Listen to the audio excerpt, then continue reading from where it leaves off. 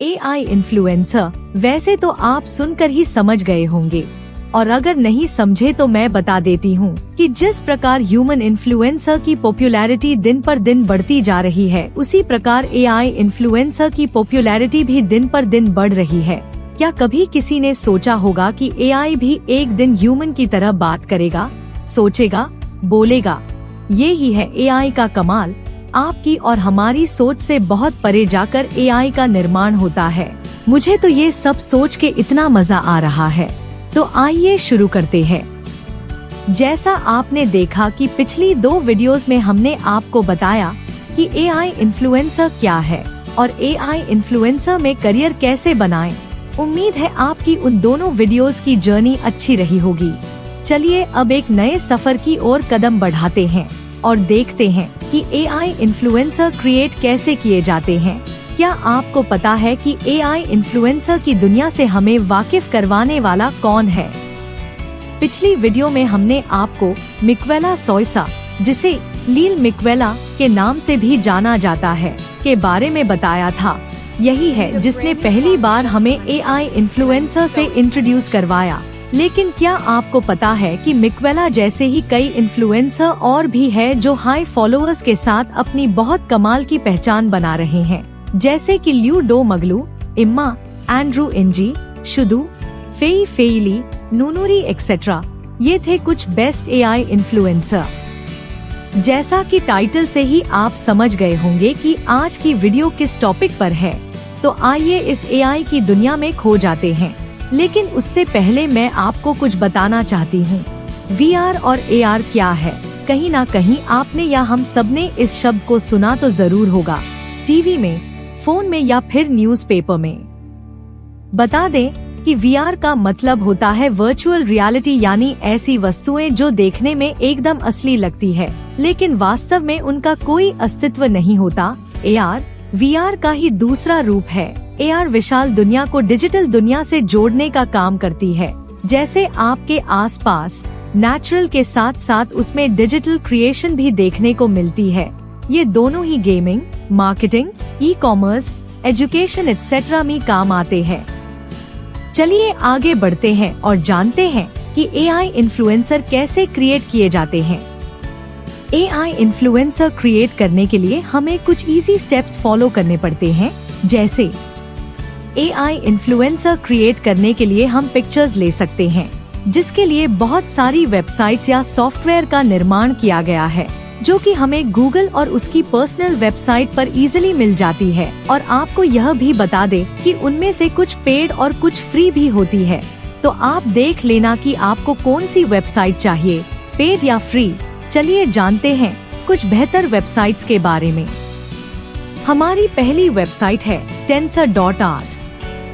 Tensor.art website की शुरुआत एक ऐसी सोच से हुई थी जो आर्ट और टेक्नोलॉजी के मिलन को एक नया रूप देना चाहती थी। यह प्लेटफॉर्म 2018 में शुरू हुआ, जब मैक्स मोरोज और आंद्रेई कोरखोव ने मिलकर यह फैसला लिया कि एआई यानी आर्टिफिशियल इंटेलिजेंस का उपयोग करके आर्ट को नए तरीकों से दिखाया जा सकता है। Tensor.art का मूल उद्देश्य था आर्टिस्ट को एक ऐसा प्लेटफॉर्म देना जहां वो अपने आर्ट को टेक्नोलॉजी से जोड़ सके। ऐसा प्लेटफॉर्म जहां तकनीक और रचनात्मकता एक साथ मिलकर नए निर्माण की दिशा में बदल सके। Tensor.art का यूज करके आप कोई भी एआई इमेज जनरेट कर सकते हैं। इसमें इमेज क्रिएट करना काफी इजी है, लेकिन आपको ध्यान रखना है कि प्रॉम्प्ट सही तरीके से लिखें और आपकी कल्पना आपके सामने इमेज के रूप में जनरेट हो जाएगी। हमारी दूसरी वेबसाइट है लेक्सिका। लेक्सिका वेबसाइट की शुरुआत 2007 में एक छोटी सी टीम के द्वारा हुई थी। उनका लक्ष्य था एक ऐसा प्लेटफॉर्म बनाना जहां लोग सही और विश्वसनीय ज्ञान पा सकें। शुरुआत में ये एक छोटी सी वेबसाइट थी, लेकिन धीरे धीरे इसने अपनी स्किल्स को डेवलप किया और आज के समय में एआई की एक बेस्ट वेबसाइट के रूप में जानी जाती है। करंट में लेक्सिका के फाउंडर शरीफ शमीम है। इस वेबसाइट पर आप अपनी इच्छा अनुसार पिक्चर्स क्रिएट कर सकते हैं, लेकिन इसमें भी प्रॉम्प्ट लिखने होते हैं और सर्च का ऑप्शन भी होता है, जिससे आप अपनी गैलरी या फोन से डायरेक्ट पिक्चर्स ले सकते हैं। हमारी तीसरी वेबसाइट है लियोनार्डो।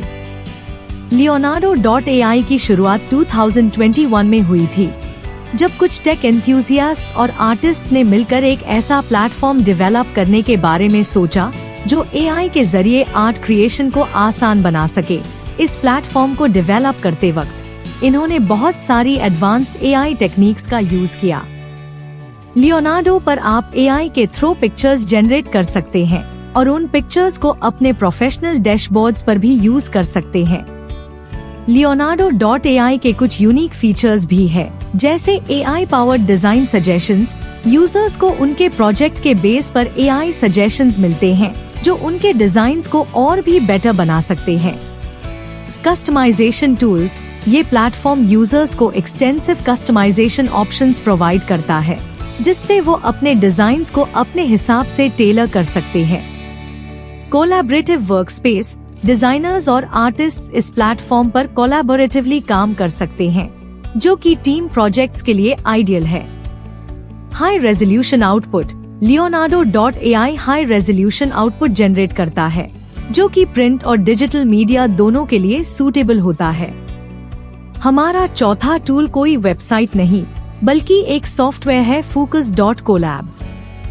Focus.Collab एक advanced AI based image generation tool है जो कोलैब प्लेटफॉर्म पर रन होता है। इस टूल का यूज करके लोग अपनी क्रिएटिविटी को और भी बेहतर और तेज तरीके से एक्सप्रेस कर सकते हैं। फोकस का कंसेप्ट पहली बार 2022 में इमर्ज हुआ, जब AI और मशीन लर्निंग के एडवांसमेंट्स ने इमेज प्रोसेसिंग और जनरेशन को एक नए लेवल पर पहुंचाया।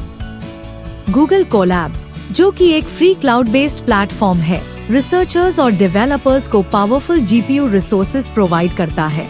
फोकस को लॉन्च करने के लिए परफेक्ट था। Unique features, advanced AI algorithms. Focus.Collab में नए AI एल्गोरिदम्स का यूज होता है, जो इमेजेस को रियलिस्टिक और डिटेल्ड तरीके से जनरेट करते हैं। ये एल्गोरिदम्स डीप लर्निंग के टेक्निक्स का यूज करके हाई क्वालिटी इमेजेस क्रिएट करते हैं।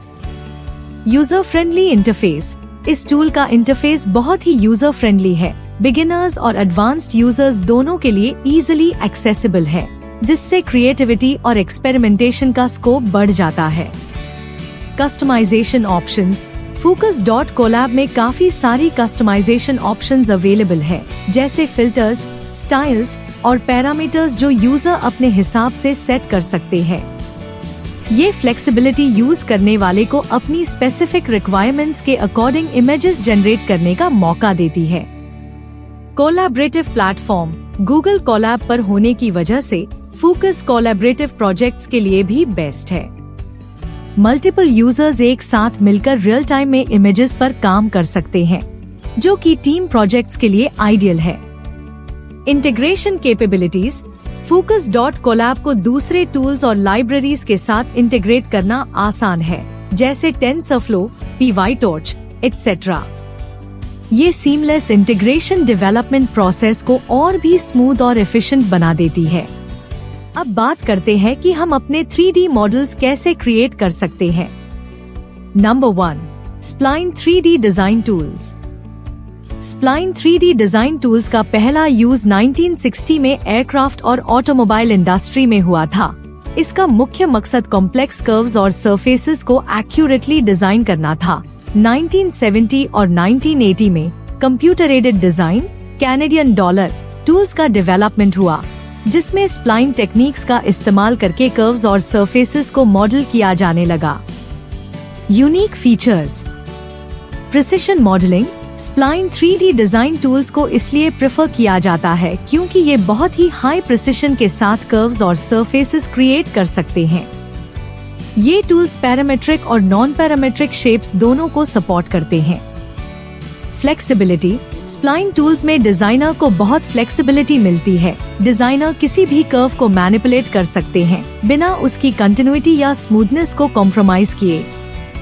Bezier, B spline, NURBS, spline 3D tools में कॉमनली यूज होने वाले एल्गोरिदम्स है। बेजियर कर्व्स, बी-स्प्लाइन्स और NURBS, non uniform rational B-splines.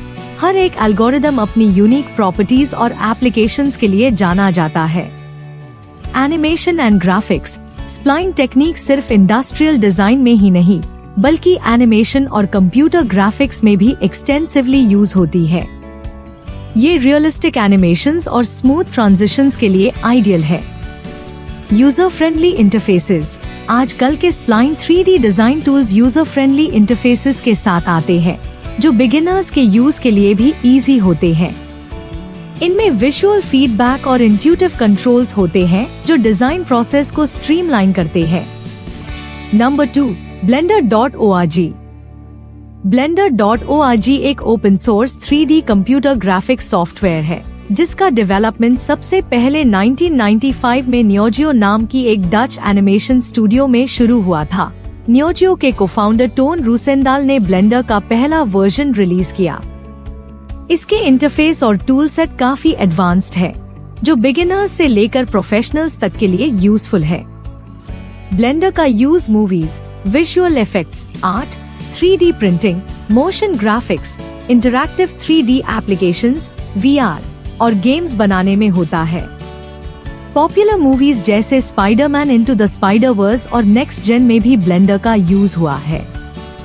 blender.org पर आपको ट्यूटोरियल्स, डॉक्यूमेंटेशन और कम्युनिटी फोरम्स भी मिलेंगे जो नए यूजर्स को सॉफ्टवेयर सीखने में हेल्प करते हैं। 2019 में ब्लेंडर 2.8 रिलीज हुआ जो एक सिग्निफिकेंट अपडेट था।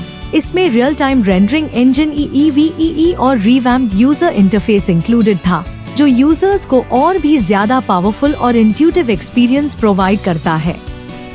इस तरह से blender.org ने 3D मॉडलिंग और एनिमेशन की फील्ड में एक रेवोल्यूशनरी रोल प्ले किया है। Number 3, Mixamo। Mixamo एक वेबसाइट है जो एनिमेशन और रिगिंग के लिए प्रसिद्ध है। Adobe ने Mixamo को 2015 में खरीदा था। इस वेबसाइट पर आपको रेडीमेड 3D कैरेक्टर्स मिलते हैं जो कि ऑलरेडी रिग्ड होते हैं, मतलब उनको एनिमेट करने के लिए रेडी होते हैं। इसका उपयोग गेम डेवलपमेंट, एनिमेशन फिल्म्स और वर्चुअल रियलिटी प्रोजेक्ट्स में होता है। Mixamo के थ्रू आप आसानी से कैरेक्टर्स को कस्टमाइज कर सकते हैं और उन्हें अपनी जरूरतों के अनुसार मॉडिफाई भी कर सकते हैं। Adobe ने Mixamo को अपने क्रिएटिव क्लाउड स्विट का हिस्सा बना दिया है जिससे कि एनिमेटर्स और डिजाइनर्स आसानी से इसका इस्तेमाल कर सकें बिना अलग सब्सक्रिप्शन के। Mixamo का यूनिक एस्पेक्ट ये है कि ये ऑनलाइन प्लेटफॉर्म है जहां पर यूजर्स डिफरेंट एनिमेशंस को कस्टमाइज कर सकते हैं और अपने 3D मॉडल्स के साथ इंटीग्रेट कर सकते हैं। इससे आर्टिस्ट्स और गेम डेवलपर्स को काफी फ्लेक्सिबिलिटी मिलती है अपने प्रोजेक्ट्स में। Number 4, Sketchfab.com। Sketchfab.com एक ऑनलाइन प्लेटफॉर्म है जहां आर्टिस्ट्स और डिजाइनर्स अपने 3D मॉडल्स को शोकेस कर सकते हैं। ये 2012 में लॉन्च हुआ था पेरिस, फ्रांस में। इस प्लेटफॉर्म पर यूजर्स अपने क्रिएशंस को अपलोड करते हैं और फिर उन्हें एम्बेड करके वेबसाइट्स, ब्लॉग्स या सोशल मीडिया पर शेयर कर सकते हैं। Sketchfab का एक यूनिक फीचर है कि यहाँ पर 3D मॉडल्स को रियल टाइम में व्यू किया जा सकता है जो कि व्यूअर्स को एक इमर्सिव एक्सपीरियंस प्रोवाइड करता है। इसके अलावा यहाँ पर VR, वर्चुअल रियलिटी और AR, ऑगमेंटेड रियलिटी के मॉडल्स भी देखे जा सकते हैं जो कि इस प्लेटफॉर्म को और भी एंगेजिंग बनाते हैं। इस प्लेटफॉर्म का एम है 3D कंटेंट को एक्सेसिबल बनाने जिससे कि आर्टिस्ट्स और डिजाइनर्स अपने वर्क को वर्ल्ड वाइड ऑडियंस के साथ इजीली शेयर कर सकें। Sketchfab अब एक पॉपुलर टूल है आर्टिस्ट्स के लिए जो 3D मॉडलिंग, एनिमेशन और वर्चुअल रियलिटी के फील्ड में काम करते हैं।